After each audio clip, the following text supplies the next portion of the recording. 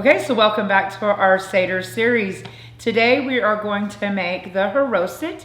Haroset is going to be used for your Seder plate, but it's also just a yummy side dish to have.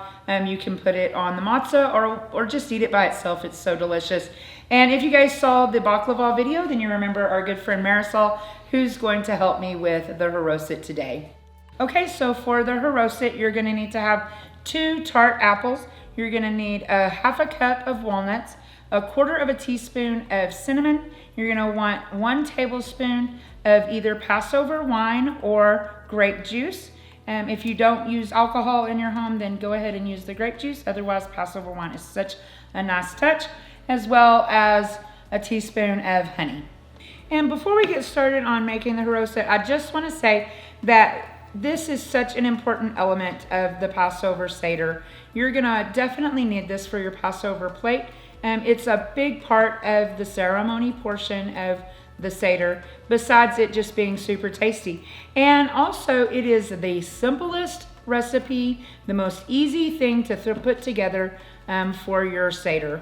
Okay, so when you do the haroset, you want to core and just slice your apple. It is not necessary to peel it. You're going to put everything together in the food processor and when you blend it together. So for this, I totally recommend getting you a handy dandy little core slicer so that it just makes it go so much faster. Now that the apples have been cored and sliced, Marisol is going to mix them together with the nuts and cinnamon in the food processor.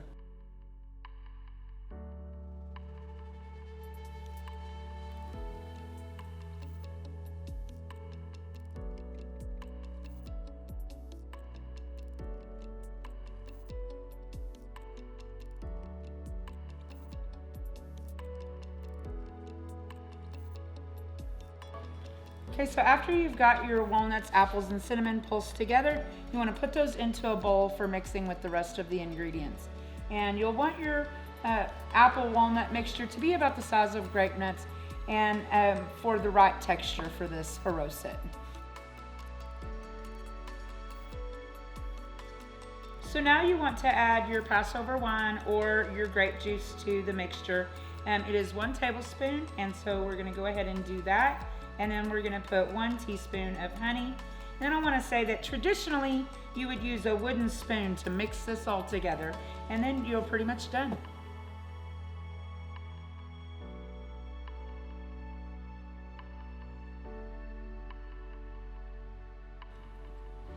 So while you're mixing this together, when you get done, just give it a little taste. And if you decide that you want a little bit more honey, then just add a little bit more honey. But this should be enough. You want it to have a nice, good color and just be well incorporated. So now your haroset is completely made. And Marisol, why don't you give that a taste with a matzah cracker?